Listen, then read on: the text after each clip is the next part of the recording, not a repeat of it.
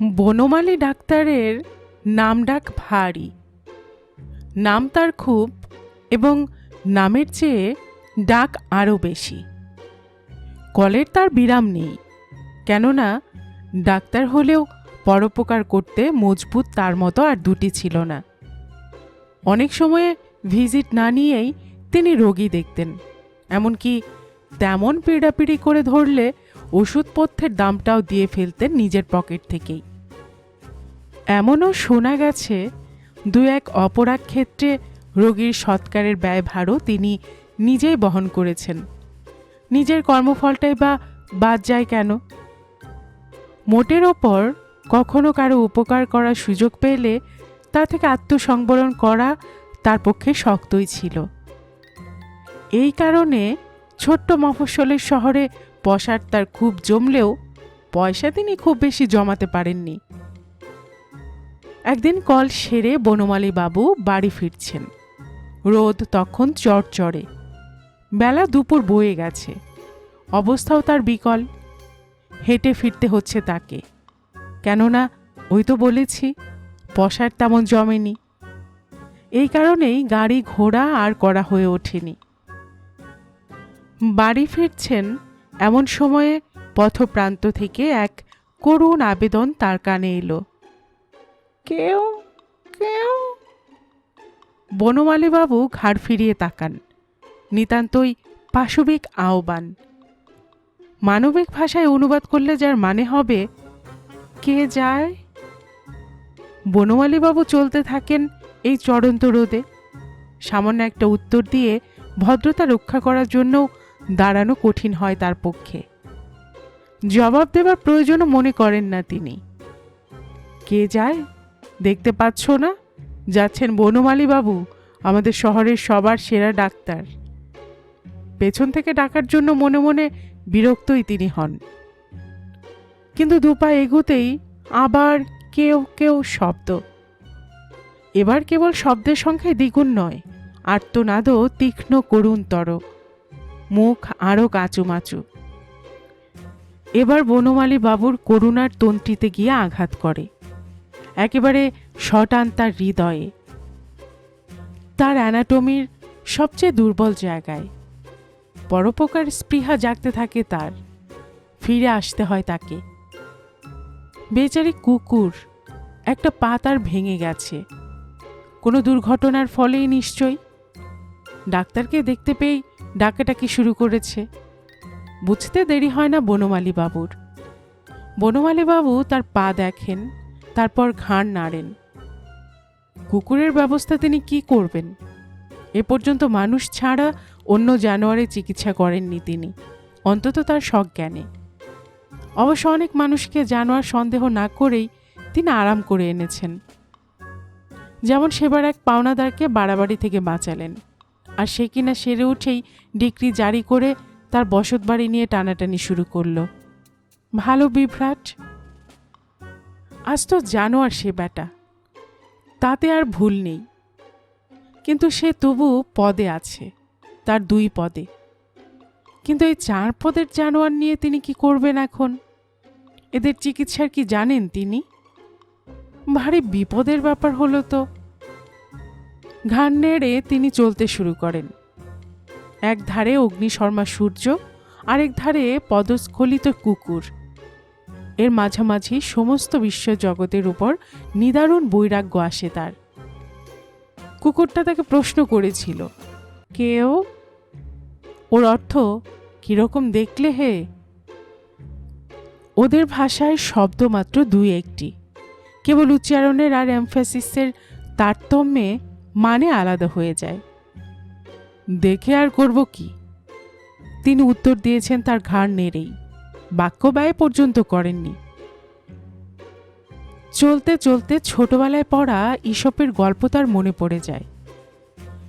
একদা এক বাঘের গলায় হাড় ফুটিয়াছিল, এবং তাকে ভালো করতে গিয়ে বক ডাক্তারের কি ঝকমারিয়ার নাকালটাই না হলো। তার বাঘা পাওনাদারের কাহিনীও তার মনে পড়ে। না, জানোয়ারদের উপকার করার কোনো মানেই হয় না, ও কোনো কাজের কথাই নয়।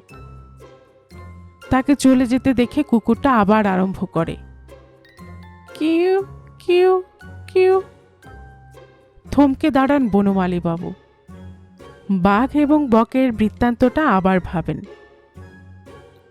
সেক্ষেত্রে ডাক্তারের ক্ষেত্রে রোগী ছিল বেশি দুর্দান্ত। কুকুরটাকে বাঘের মধ্যে তিনি গণ্য করতে পারেন না এবং নিজেকে বক বলে বিবেচনা করতে তার বিবেকে বাধে, তাকে ফিরতে হয়। আর তাছাড়া পরোপকারের কথায় যদি ধরো, কুকুর তো কিছু মানুষ নয় যে তাকে পর বলে ভাবতে হবে। মানুষই কেবল পর হতে পারে। মানুষের মতো এত পর আর আছে কে? এই জন্যই মানুষের উপকার করার মানেই পরোপকার করা। কিন্তু কুকুর তো মানুষ নয়, তার উপকার অনেকটা নিজের উপকার বলেই ধরা উচিত, এমন ধারণা হতে থাকে বনমালী বাবুর। কুকুরটাকে বাড়ি নিয়ে যান তিনি। অনেক যত্নে এবং বহুত পরিশ্রমে পায়ের হাড় জোড়া দিয়ে ব্যান্ডেজ করে ছেড়ে দেন বেচারাকে। আরাম হয়ে লাফাতে লাফাতে চলে যায় সে। অবশ্য যাবার আগে ধন্যবাদ জানিয়ে যায়। ক্যাও, অর্থাৎ কি না, বহুত আচ্ছা ডাক্তার সাহেব। বনমালী ডাক্তারের বাইরের ঘরে ডিসপেন্সারি এবং সেইখানে তার রাত্রে শয়নের ব্যবস্থা। কি জানি, গভীর রাত্রে যদি কোনো বেড়ামির ডাক পড়ে, বাইরের ঘরে শুলে সহজেই ডেকে পাবে তাকে। পরোপকারের কোনো সুযোগ হাতছাড়া করতে নিতান্তই তিনি নারাজ। পরদিন ভোর হতে না হতে হঠাৎ তার ঘুম ভেঙে যায়। অদ্ভুত রকমের শব্দ। তিনি কান খাড়া করেন। রোগীর বাড়ি থেকে কেউ ডাকতে এসেছে বোধ হয়, কিন্তু তা তো না। দরজার গায়ে কেবল একটা হাঁচড় পাঁচড়ের আওয়াজ। তাড়াতাড়ি উঠে দরজা খুলেন তিনি। খুলেই ভারী আশ্চর্য হয়ে যান। সেই কালকের কুকুরটা এবং তার সঙ্গে আর একজন। নতুন কুকুরটার আকার প্রকার দেখে মনে হয় এ পাড়ার কেউ না, বোধহয় বিদেশি কেউ কিংবা কোনো ভবঘুরেই হয়তো। ব্যাপার কি? মুখ থেকে প্রশ্ন খুঁজতে না খুঁজতে আরামগ্রস্ত কুকুরটা নিজস্ব ভাষায় তার মনোযোগ আকর্ষণ করে। দেখছো না, এ বেচারাও একটা পা ভেঙেছে যে।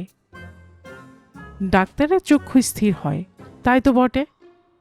আগের কুকুরটা আবার যোগ করে, কেউ কেউ কেউ।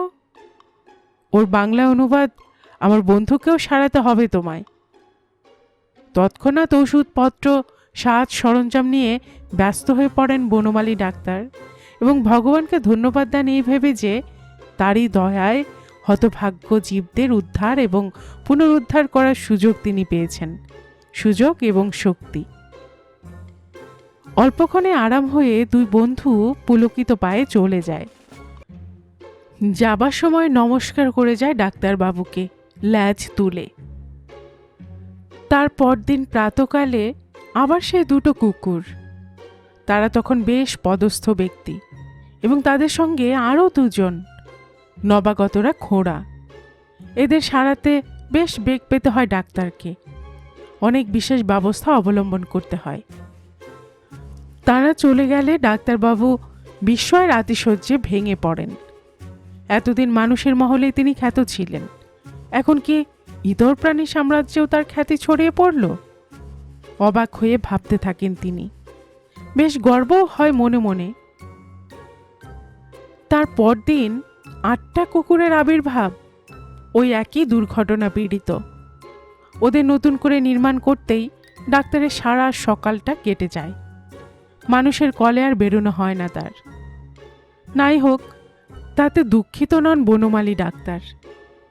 মানুষকে ভালো করে যত না আনন্দ পেয়েছেন জীবনে, তার শতগুণ বেশি আনন্দ তিনি বোধ করছেন কদিন থেকে। অনেক মানুষের সঙ্গে এক বিষয়ে এদের একটা ভীষণ মিলও তিনি লক্ষ্য করেছেন। এরাও কেউ ভিজিট দেয় না, দিতেই চায় না, দেবার মতলবই নেই। অচল টাকা হস্তগত হবার বালাই কম। কাজেই কোনো দুর্ভাবনাই নেই বনমালীর। পরদিন দরজা খুলতেই তার চোখে পড়ে 16টা কুকুর। সবাই সমান লালায়িত, তার চিকিৎসার জন্যই অবশ্য। এবার আনন্দের ধাক্কা সামলানো দুরূহ হয় তার পক্ষে। চার পেয়ে রোগীদের ব্যবস্থা করতেই বিকেল হয়ে যায় তার। স্নানাহারের ফুরসত পান না। তার পরের দিন 32টা। যারা সারতব্য তারা তো এসেছেই, যারা সেরে গেছে তারাও এসেছে তাদের সঙ্গে। সমস্ত ডিসপেন্সারিতে আর তিল ধারণের স্থান নেই, কিংবা তিল ধারণের স্থান আছে কেবল। সেদিন তাকে 2জন কম্পাউন্ডার ভাড়া করে আনতে হয়। সেদিনও কেটে যায়। তার পরদিন কুকুরে কুকুরে একেবারে 6 লাভ। সামনের রাস্তার এক ধার কেবল কুকুরে ভর্তি, অন্য ধারে পাড়ার যত ছেলে বুড়ো দাঁড়িয়ে, তারা সব মজা দেখতে এসেছে। এত কুকুর ছিল কোন রাজ্যে? চোখ কপালে তুলে চমৎকৃত হন বনমালী বাবু। কুকুরদের চেঁচামেচির আর অন্ত নেই। সবাই আগে দেখাতে চায়, সারাতে চায় সবার আগে, সরতে চায় না কেউ। সব জিনিসেরই সীমা আছে, বনমালীরও। বনমালী ডাক্তারের অসহ্য হয় আজ। কুকুরদের কাতর প্রার্থনায় আজ তার মাথা গরম হতে থাকে। তার মানুষ রোগী দেখার ফুরসত নেই। নাওয়া খাওয়া তো মাথায় উঠেছে। দিন দিন কেবল কুকুর আর কুকুর। ধুত্তর! তিনি ক্ষেপে ওঠেন হঠাৎ। আর আমার নিজের উপকার করে কাজ নেই, পরোপকারেও ইস্তফা দিলাম আজ থেকে। নিয়ে আয় তো আমার বন্দুক। বলে নিজেই গিয়ে নিয়ে আসেন বন্দুকটা। আজ এই দিয়েই শেষ করব ব্যাটাদের, তবে আমার নাম বনমালী ডাক্তার। বন্দুক নিয়ে বেরোতেই একটা কুকুরের ল্যাজে তার পা পড়ে যায়। সঙ্গে সঙ্গে সে তাকে কামড় দেয় খ্যাঁক করে। তাকে দেখেই তাকে চিনতে পারেন, তার সব প্রথমের পথভ্রষ্ট রোগী। কামড় খেয়ে তারপর রাগে আর তার কাণ্ডজ্ঞান থাকে না। বন্দুক হাতে যেন তাণ্ডব নৃত্য শুরু হয় তার। বন্দুক ছোড়ার কথা তিনি ভুলেই যান একদম। বন্দুককে ছড়ি বলেই তার ভ্রম হয়। রোগীদের বন্দুক পেটা করতে আরম্ভ করেন তিনি। ফলে যারা খোড়া ছিল তাদের খোড়ামির মাত্রা তো বেড়েই যায়। ভূতপূর্ব খোড়াদেরও অনেকে আবার পা ভাঙা হয়ে বাড়ি ফেরে। অর্থাৎ রাস্তায় কুকুরদের ঘর বাড়ি কিনা। এর 1 মাস পরের ব্যাপার। বনমালী ডাক্তার নিজেই হাসপাতালে পড়ে আছেন। কুকুরের কামড়ের ফলে জলাতঙ্কে তাকে ধরেছে। জীবনের তার আর আশা নেই। শেষ মুহূর্ত ঘনীভূত হওয়ার আগে নার্সকে তিনি ইঙ্গিতে ডাকেন। আমার একটা কথা রাখবে? নার্স ব্যস্ত হয়ে ওঠে। ডাক্তার সাহেবকে ডাকবো? না না, তার কোনো দরকার নেই। একটা কথা রাখতে বলছি তোমায়। ঈশপের গল্প পড়েছ? নার্স ঘাড় নাড়ে। একদা এক বাঘের গলায় হাড় ফুটিয়াছিল, সেই গল্পটা? পড়েছি ডাক্তার। আমার গল্পটাও যেন সেই বইয়ে যোগ করা হয়। একদা এক কুকুরের পা ভাঙিয়াছিল। বকের চেয়েও আমার পরিণাম শোচনীয়। বক মাথা বাঁচাতে পেরেছিল, আমি কিন্তু পারিনি। যোগ করতে বলবে তো? কাকে বলবো স্যার? নার্স ঠিক বুঝতে পারে না। কেন, ঈশপকে? একেবারে অবাক হবার আগে বনমালী আরেকবার অবাক হন। কাকে আবার? সেই তো তার বইয়ে এটাও যোগ করবে। ঈশপ? নার্সের বাক্যস্ফূর্তি হতে ঈষৎ দেরি হয়। তিনি তো মারা গেছেন। মারা গেছেন? কবে? কেন? তাকেও কি কুকুরে কামড়েছিল নাকি? ঈশপের মৃত্যু শোক তার সহ্য হয় না। বলতে বলতে তার প্রাণবায়ু বহির্গত হয়ে যায়। সেই ধাক্কাতেই তিনি হার্ট ফেল করেন। গল্পকুটুম চ্যানেলে এতক্ষণ আপনারা শুনছিলেন শিবরাম চক্রবর্তীর লেখা একটি গল্প, একদা এক কুকুরের হাড় ভাঙিয়াছিল। আর এতক্ষণ গল্প পড়ে শোনাচ্ছিলাম আমি রোমানা নূপুর।